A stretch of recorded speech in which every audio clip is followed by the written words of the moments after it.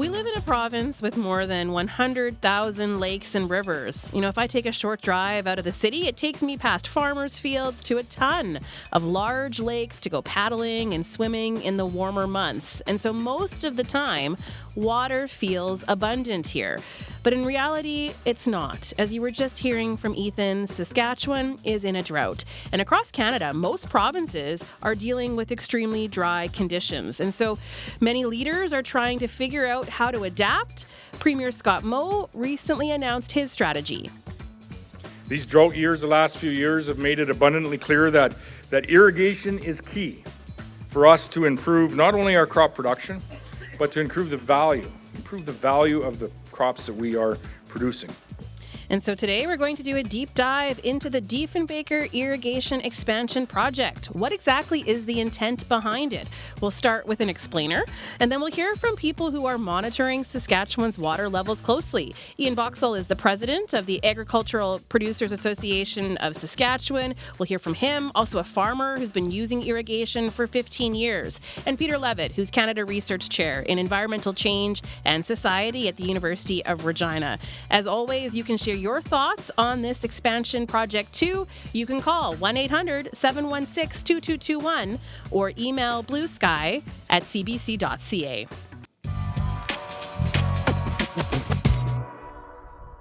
What exactly is this expansion project meant to do?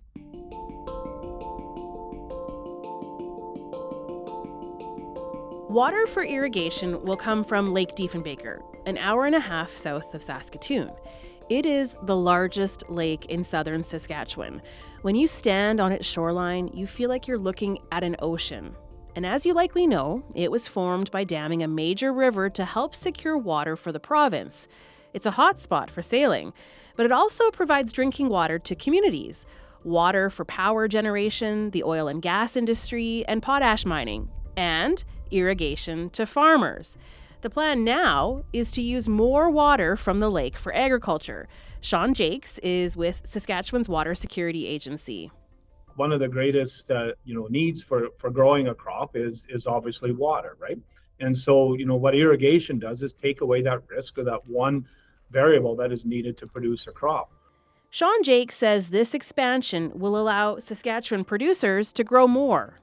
There's a wide variety of crops that are grown. We see producers that will grow traditional crops, whether it be wheat or canola, forages for the livestock industry.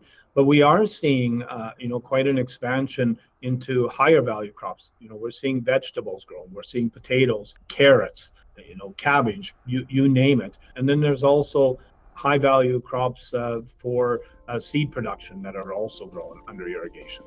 Premier Scott Moe says further phases of the project will support several industries. It's also going to provide, the opportunity as we build out channels for water security for our municipalities, but also provide water security for investment attraction. Potash industries, for example, will use water. We have energy industries which will use water. The livestock industry needs secure access to water as well. The first phase will cost just over $1 billion. The whole project will be more than $4 billion. But is this a solid solution to warmer, drier years on the prairies? Brent Larocque is Director of Environment for Métis Nation Saskatchewan. He grew up right where the North and South Saskatchewan rivers meet, which is directly downstream from Diefenbaker Lake. He's worried if we take more water from the lake, less will flow downstream. The effects of climate change are becoming ever more pronounced. 2023 was a record year for low flows in the South Saskatchewan River system. It is concerning. The South Saskatchewan is drying up, and it really does feel like this project has the potential to, accelerate those changes.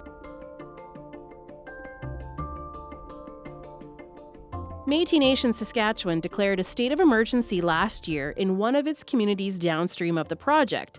You may recall Cumberland House was facing a water shortage. Brent Larocque is worried the situation will worsen. The cultural value of being able to access food, the value that the river systems provide to our communities, it's very difficult to put a dollar value to that. It's very easy to say, how many dollars of GDP that it'll bring into agricultural sector, but what does it remove potentially from traditional land use? I do sympathize with agricultural producers. My dad is a farmer, but there's the saying that you can't cut the bottom off of a blanket, sew it to the top, and think that you have more blanket. The supply of water is only going to continue to decrease. Brent LaRocque says Métis Nation Saskatchewan is installing monitoring stations at Cumberland House and Batoche to track water levels and water quality. We wouldn't be here if it wasn't for access to water. So it can't be understated how important it is. That said, we hear a lot from our community members about concerns regarding monitoring, environmental monitoring. They don't trust, or they have concerns about what level of reporting and what level of, frankly, honesty is taking place in the environmental monitoring that's taking place right now. Other Indigenous organizations have expressed concerns about the irrigation expansion project as well. The FSIN says there's been a lack of consultation with Indigenous communities. Saskatchewan's Water Security Agency says it has met with 18 First Nations and Métis groups in the project area. Meanwhile, some farmers are casting doubt on the project too. Glenn Wright is a farmer and environmental lawyer near Vanscoy. Even if we double the amount of acres that are irrigated in Saskatchewan, as this project is trying to do, that's still only going to bring us up from 1% to 2% of our farmland being irrigated. So I think there is a narrative that's being pushed by the people who are very much in favor of this project to try and couch it as a climate adaptation solution, or something desperately needed by our agriculture sector. But let's be honest, this only helps a very few handful of farmers, say 100 or 200 farmers. Sean Jake says there is enough water to meet everyone's needs. In fact, more water evaporates out of Lake Diefenbaker than would be used for this project. So, there is enough water for that. We believe it's sustainable. But Glenn Wright says the Saskatchewan government should be working on solutions that address the root cause of climate change. And I think really we're totally missing the mark here to think that we can just adapt to whatever climate comes.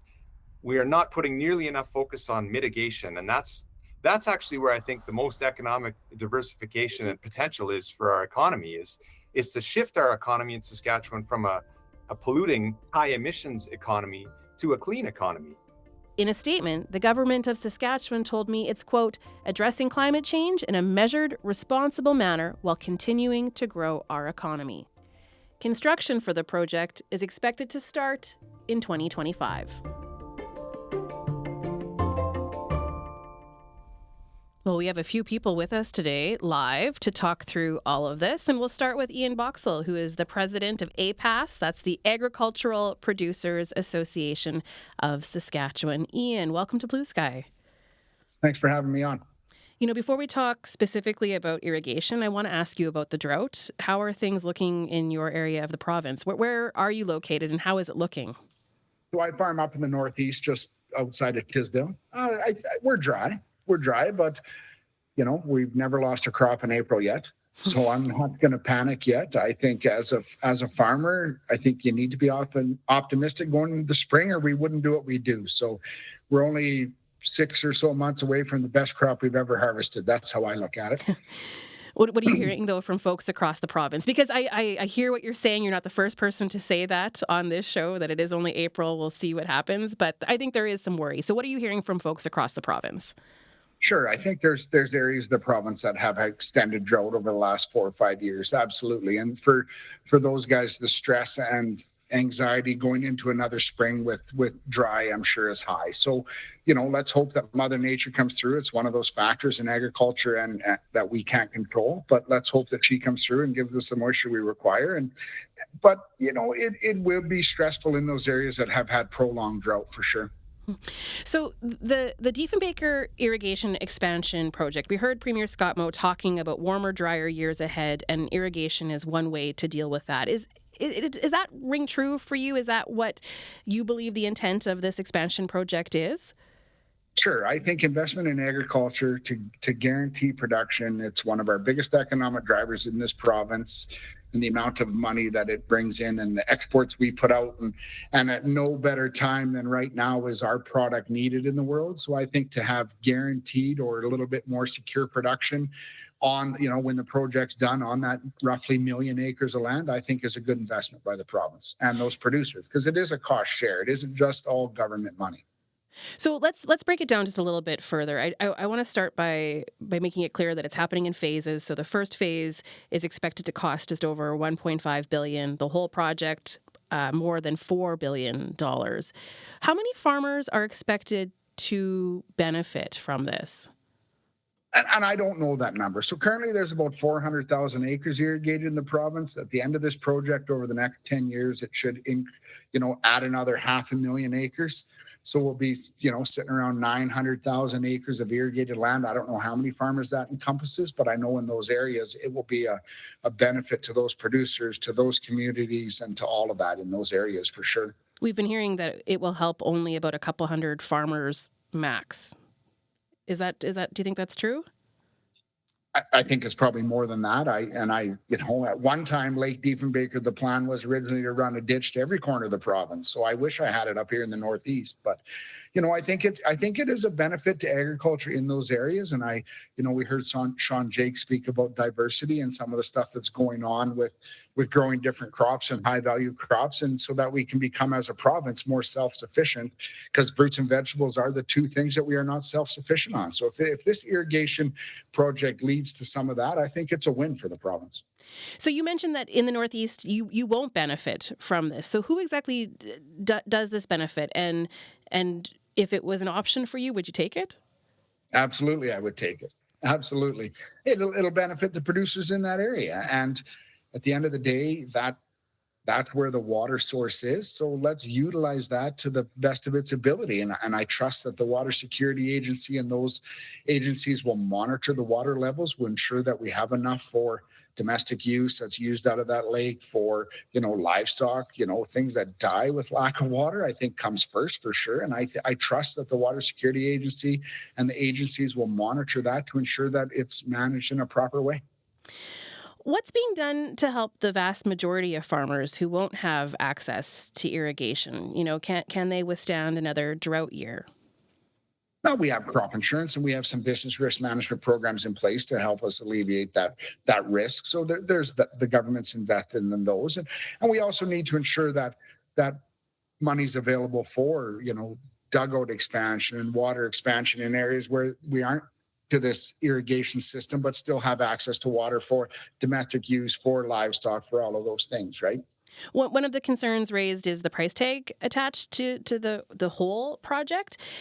And I want to put that question to you, and curious what you're hearing from your members. It is spending more than $4 billion on this irrigation project the best way to support agriculture in this province?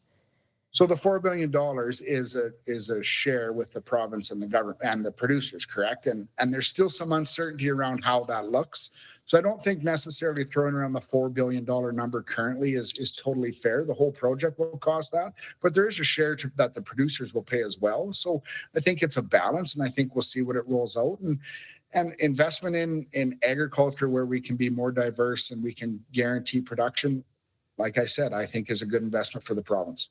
We're going to be talking to a farmer who already uses irrigation, so I'll get a sense of cost and the investment it took for them to be able to do this. But is there any concern that this investment in irrigation will just make that land more valuable and then price out the local farmers?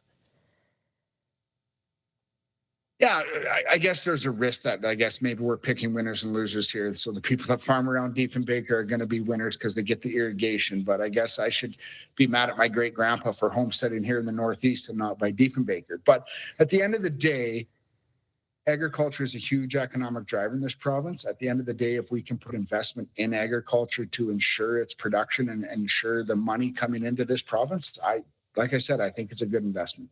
Is it going to drive out the local farmers? We're going to talk to one right now that probably believes it's a good thing and has invested in irrigation already. So I don't think it's going to drive out the local farmer. I think it'll enhance the local farmer. And explain to people how it will help our economy overall. People in cities, people who aren't connected to agriculture. How does it help Saskatchewan's economy as a whole?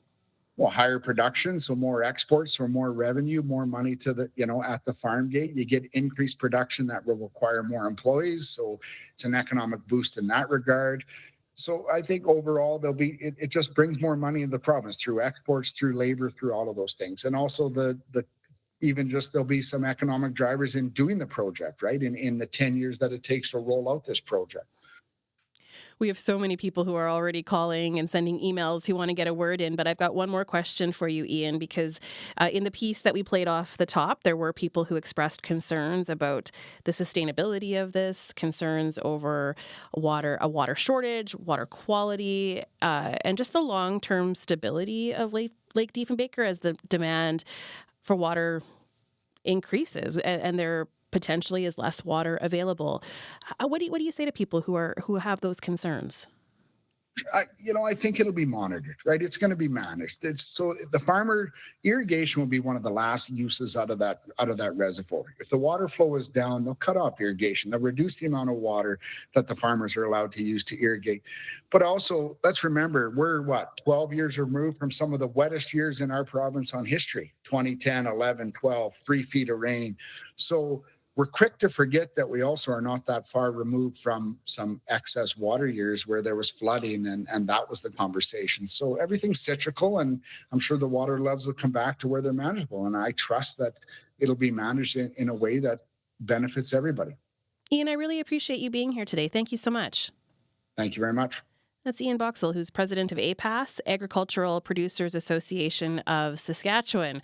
We've got people waiting on the line here to chime in. So let's go to Jolie in Regina. Hi, Jolie. Hi there. My name is Jolene. I grew up in southwestern Saskatchewan. So my father actually was a farmer there, and he was part of the Crop Irrigation Diversification Corporation. So he was one of the first farmers to grow lentils. He did use irrigation, and my grandfather worked on building the Diefenbaker Dam. So I do have that connection to farming and to irrigation in the province. And I just think that our government right now is focused on a very narrow way of thinking about irrigation. So irrigation is helpful to build different crops, grow different crops, and our previous speaker there was talking about crop diversification. And I think that's an important key to remember. However, I think we're going about it in the opposite way that we should be. Our climate is changing. Our water does not come from runoff. The water in Lake Diefenbaker mostly comes from the glaciers, which are melting in the Rockies. So those glaciers supply Lake Diefenbaker, and we can't forget that the water cycles that he was mentioning do come and go, but the water coming from glaciers is coming from the global climate warming, and those glaciers are melting and disappearing. So if we were to only think about these farmers in this part of the province who need the irrigation to grow the crops that they're currently growing, and maybe they want to grow vegetables as well, I think we're expanding in the wrong direction for irrigation, and we're expanding in the wrong direction for crop diversification.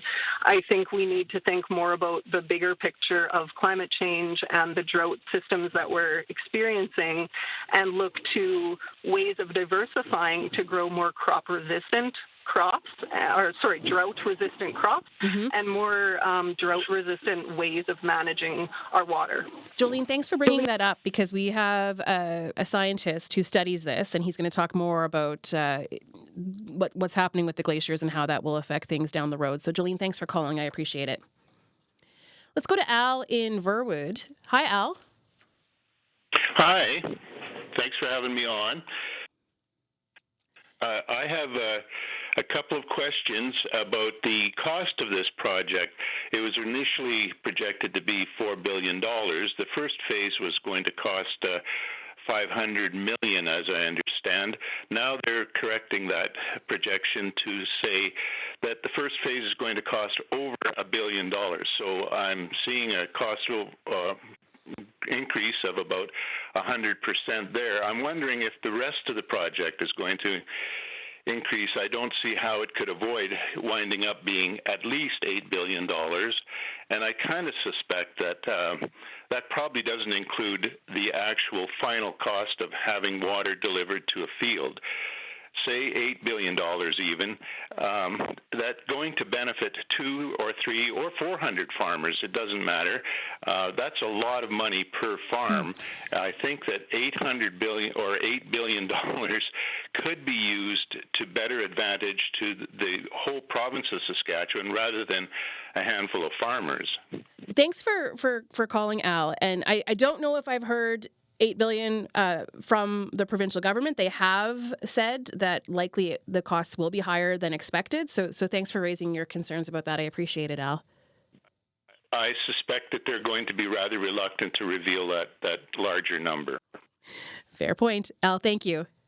You're listening to Blue Sky here on CBC Radio 1. You can join the conversation today. We're talking about the Diefenbaker Lake irrigation expansion project, 1-800-716-2221. You can also email bluesky@cbc.ca. I'm going to bring in Jeff Ewan into the conversation now. Jeff is the 4th generation to farm near Riverhurst. That's along Lake Diefenbaker. But it was only 15 years ago that his family started irrigating some of their land, drawing from the lake. Jeff is now co-chair of Irrigation Saskatchewan, and he's on the line to answer some of the questions we've been getting about irrigation in this province. Jeff, welcome to Blue Sky. No, appreciate it. Thank you very much. Yeah, I want to better understand your work. So before we go too far, speaking specifically about irrigation, I want to understand just how big your operation is. How much do you grow? Yeah, so our farm is about 13,000 acres, or just shy of in total. Not quite a quarter, or just over, I guess, a quarter of that is irrigated at this current time, with where we're located along Lake Diefenbaker. Okay, so a quarter irrigated, and you've got dryland crops. So what's the difference in terms of yield? Well, in the last 3 years, it's been very substantial. Single digit or just over dryland crop yields, which is well below average for us. And to our irrigated crops have very consistently been 6, 8, 10 times that. Wow. And tell me more about the conditions that you're facing in that part of the province that might lead to those outcomes.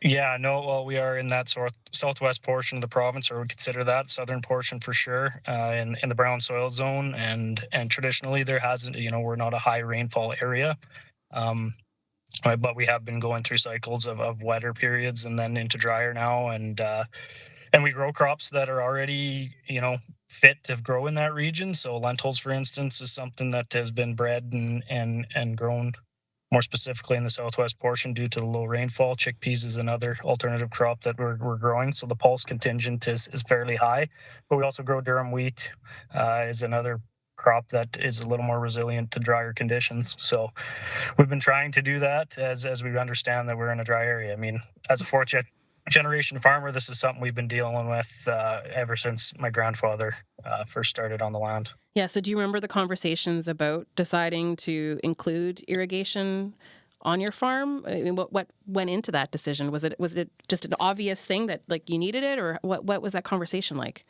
So actually, there's a bit of history to it. So I'm in the Riverhurst Irrigation District, which is a centralized pumping station off of Lake Diefenbaker that feeds just over 20,000 acres at the current time.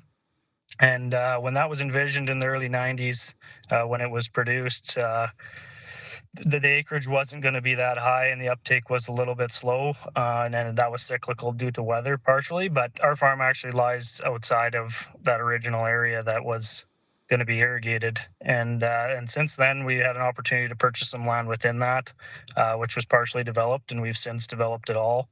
And now we're moving irrigation out a little further from the water source, now that we found efficiencies in the system and trying to maximize that resource that we have. What are you able to grow that you couldn't grow without irrigation? So the main thing on our farm is dry edible beans. We've also diversified into seed crop production. Outside of that, we are growing some traditional crops just to stick to agronomic basics and having a 4-crop rotation. So we grow durum wheat, canola, and flax as well. That being said, potatoes are becoming a little more prevalent in the area, and other exploratory type crops that are higher water use and more heat loving is something that we're starting to see. So is this something that the average farmer could do, or do you have to have a pretty big operation already? No, I think it's an opportunity for anybody, to be honest. It takes some business planning and investment by all means. You got to have some forward thinking. I know some of the early adopters of irrigation said that, it might take a generation to pay for this. And that's certainly even in my shoes at my age is I'm thinking the same way that, our investment is going to be going forward to the generation after us and after that. And we want to do it right. So there's the initial investment, but then how does it work? Do you pay for the water you use? Yeah, so there is a fee that we pay directly to the district, and that covers the pumping costs and the maintenance and repair and that side of things. So there is some thinking that goes into the fact that this isn't a 5-year, 10-year, 25-year plan. This is to carry on for generations, and the opportunity to replace it and enhance it over time is what we want to do. So what do you think about expanding irrigation in Saskatchewan? We've got the first phase coming in at more than 1.5 billion is the estimate. The whole project more than 4 billion. What do you think? Yeah, no, well, I mean, those are big numbers, but one's got to realize how great of area that's going to affect and how many growers that will affect. I know there's some concern around, it's individuals in a certain area. Yeah, it's geographically specific for the sake that that's where the water resource is, but we can't cap it at that. I mean, on our farm, we want to develop as much as we can. I mean, it's not just the fact that we've had 3 years of drought. I mean, our family lived through multiple droughts at this point, and the resilience that it brings, even in a regular rainfall year. We're accountable for how much water we're using, but also that goes for fertility and everything else that goes into the ground, and things are a lot more consistent when you know how much water you can put on there. Then add the diversification piece, and I think that's what's really missing with the fact that where we're at today with, say, just over 100,000 acres of irrigation in this province is it's not enough to attract large players in the processing end of things. And an announcement like this, and if we see development start to pick up, I think we'll start to see opportunities, and that goes well beyond the farm gate and the individual producer. So that's something that I see as the future is creating more jobs, more revenue, well beyond the farm gate. What about some of the tensions it could cause? At the start of the show, we heard from some people who are downstream from this. They worry about the amount of water, the quality of the water, the impact that taking more for irrigation could have on their way of life. I've been trying to better understand what's going on in Alberta. The system seems different than ours, but we've heard about Alberta farmers who aren't allowed to take as much as they used to for irrigation because there's less water and there are more things drawing from the water supply. And so I'm just wondering what your thoughts are on, the dependability of the water supply in the years to come. Right. Yeah. No, well, our greatest resource is the fact that we have that reservoir. Lake Diefenbaker was a tremendous thought out thing from a couple generations ago, and they had a huge vision based on extensive dry years that went past. They built dams that then held back an extensive amount of water, and that water is way more than what's being held in Alberta, and they have substantially more irrigation than we have. So as far as all the other uses, I feel like there's a resource there that everybody is able to utilize, and it's going to take the management of that resource, which I'm very confident in what WSA has for plans currently going forward as to sustain the needs of the cities, the drinking water, the recreation use, the industrial use. And really, irrigation is only a fraction of what that is. And truthfully, the vision from way back when was that there was going to be substantially more irrigation used out of that. And it's taken now a couple generations for that to get going again. And we're starting to see it pick up. And I'm hopeful that, again, we can share this resource and make the most of it. You don't just have your farm, but you're co-chair of Irrigation Saskatchewan. And I understand that's a pretty new organization. Do you mind just telling us a bit about what you do as Irrigation Saskatchewan? Absolutely, yeah. No, well, we're a producer levied organization, so the irrigators of Saskatchewan pay a levy directly to the organization, and it's ran by irrigators. The board of directors is all irrigators, and we take on multiple things. I mean, like you stated, Irrigation Saskatchewan as a whole is new as of April 1. Was the amalgamation of the Saskatchewan Irrigation Projects Association and the Irrigation Crop Diversification Corporation. So that was a research piece was ICDC, and the policy piece was SEPA. And we pulled those together to form one organization and being one voice for irrigators. And the main focus, again, is around research and policy and ensuring that irrigators are being heard as a whole, much like APAS or the crop commissions that we have throughout the province. And that's the formation of it. So. Okay, well, Jeff, I appreciate you being with us today. Thank you so much. You bet. Thanks for having me. That's Jeff Ewan, who farms near Lake Diefenbaker and is currently the co-chair of Irrigation Saskatchewan. We do have Peter Levitt standing by. He's Canada Research Chair in Environmental Change and Society. But I want to get to a few more callers before we have Peter jump in. And so let's go to Keith in Saskatoon. Hi, Keith. Oh, hi there. I grew up on a homestead farm in southern Saskatchewan, but I want to remind listeners that when Scott Moe was the environment minister, he reviewed an irrigation project for another minister, Bill Boyd, who pled guilty and was convicted of 2 environmental charges, pled out on some of the other ones. I don't trust anything this government does when it comes to the environment, and I'd really love to know exactly who the people are that are going to benefit and their connection to the Sask party. Right now, our premier is blatantly violating federal taxation laws that have to do with the environment. So, yeah, I don't trust them.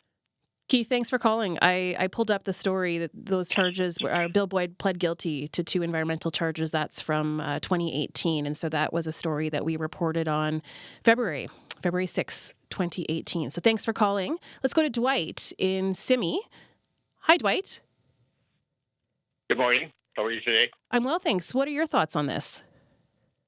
Well, we have been running up against WSA and the provincial government on a proposed irrigation project out of Reed Lake, Duncairn Dam, of 57 pivots, which is about 8,000 acres. They said they're going to draw 4,000 acre feet off this reservoir. And just remind people, pivots, I'm learning this terminology, 57 pivots, what's that? Pivot, it would cover 100, and each pivot generally covers approximately 160 acres. That's the 1/4. That's used for irrigation. Yes. Okay. So we have been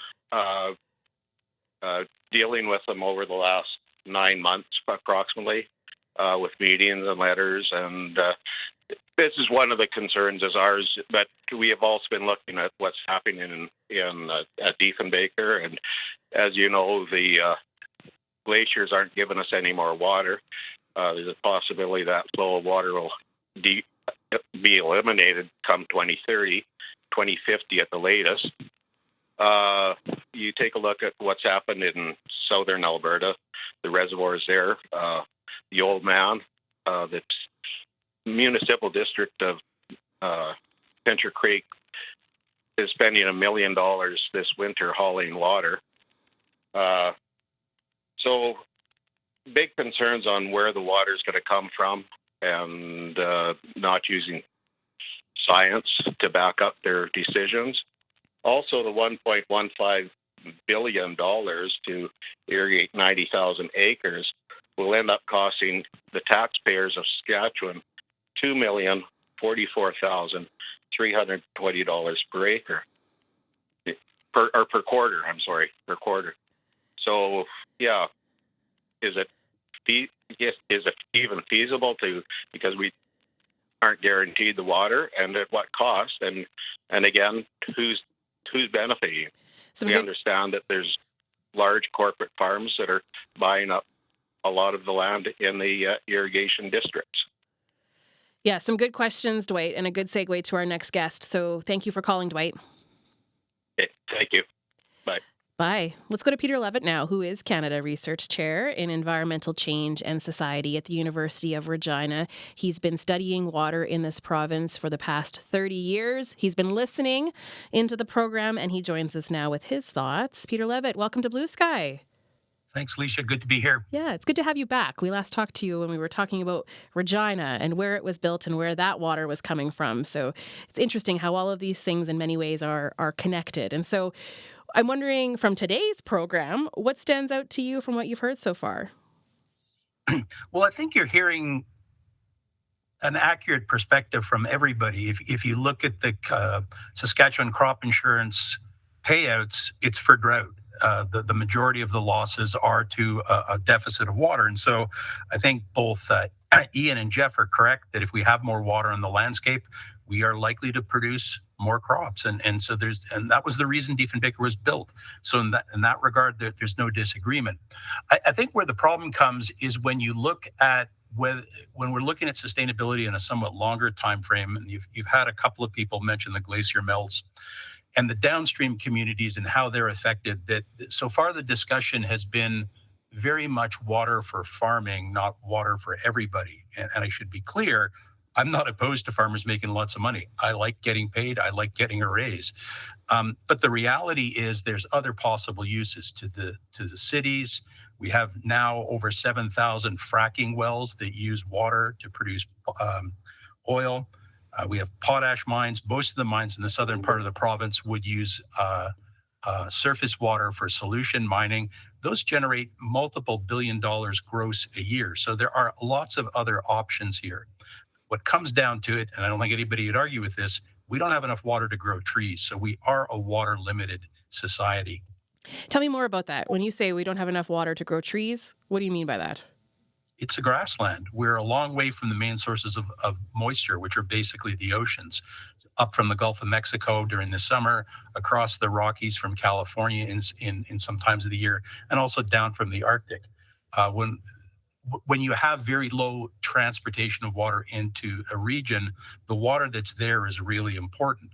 So most farmers will tell you need water to get water. You've got to have water on the landscape in order to get the precipitation that you need to fill out the crops. So there's a reason we're dry here, and that is not ever going to change, at least not in any of our lifespans. So how we use the water and the discussions we have around the water use, I think, are really important. It doesn't mean that we're not going to put it into irrigation. It just means I think there's a need for a broader discussion.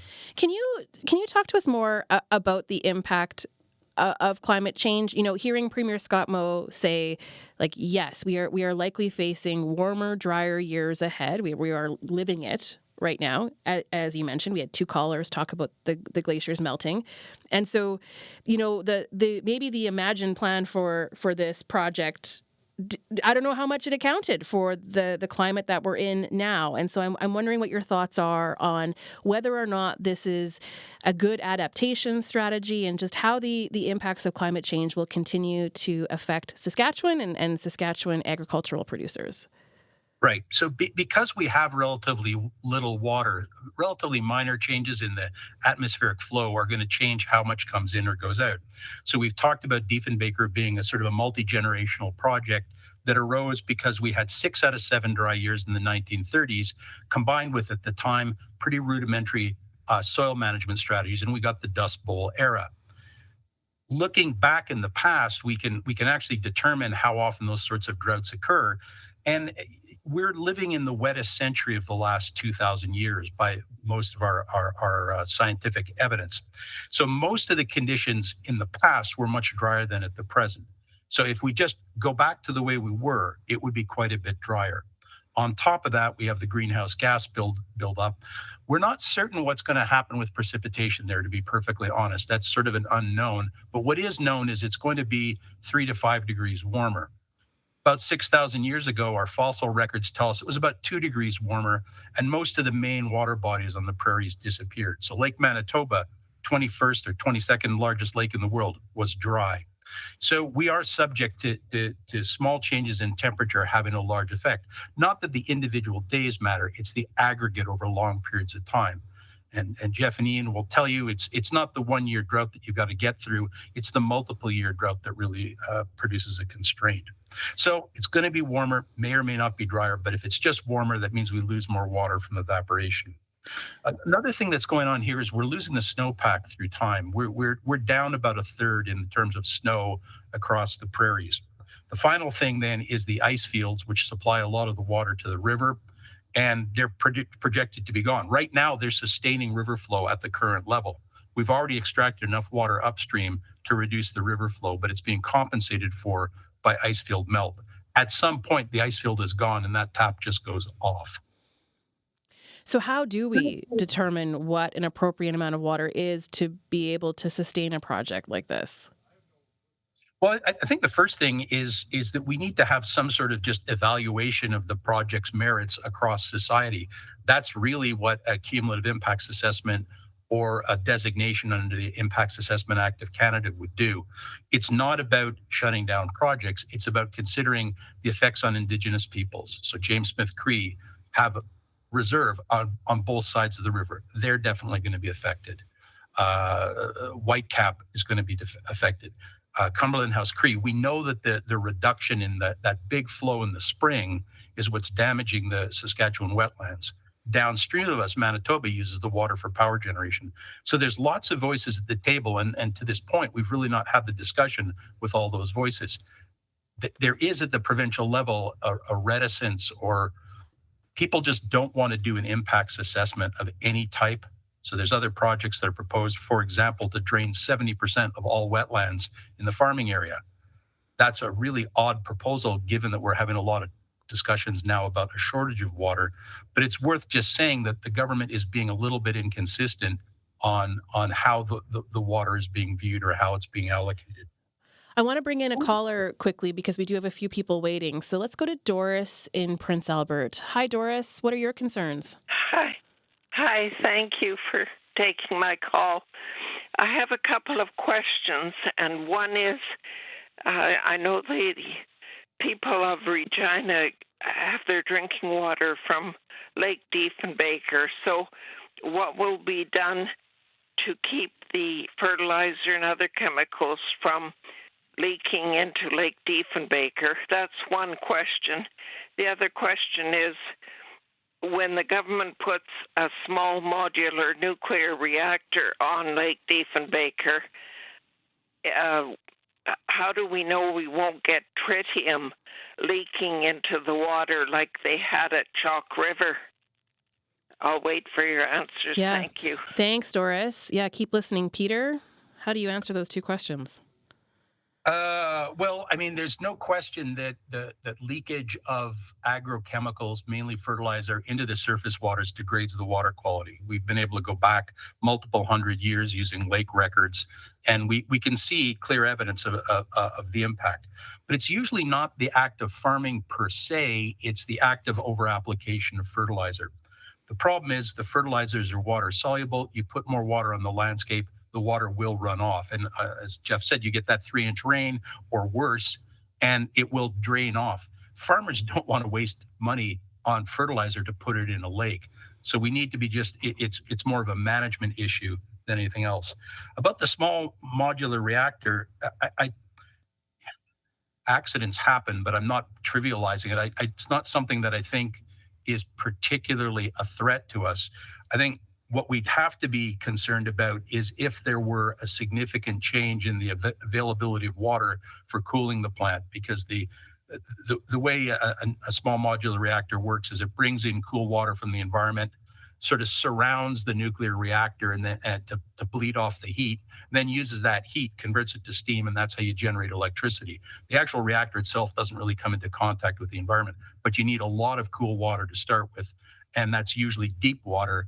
So you need a lot of water in the reservoir. Okay.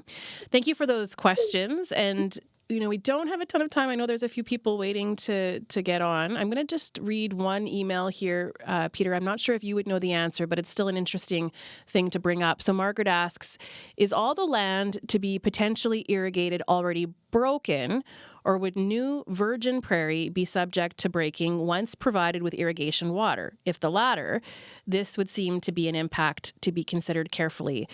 In my research for this, someone else brought that up, that could this pose a threat to native grasslands? Peter, I don't know if you have any knowledge on that, but I'll give you an opportunity to jump in if you do. There's not a lot of unbroken grassland in that area. I mean, Jeff and Ian probably can speak to this a little bit better than I can. Yeah, we'll have to go back to them to find out, but I just wanted to raise it because I think it is on people's minds. Peter, before we wrap up today, this is obviously not happening tomorrow. This is years away. They've got a lot of work to do before we actually see this, fully come to life. But what do you want to see done before this project moves forward?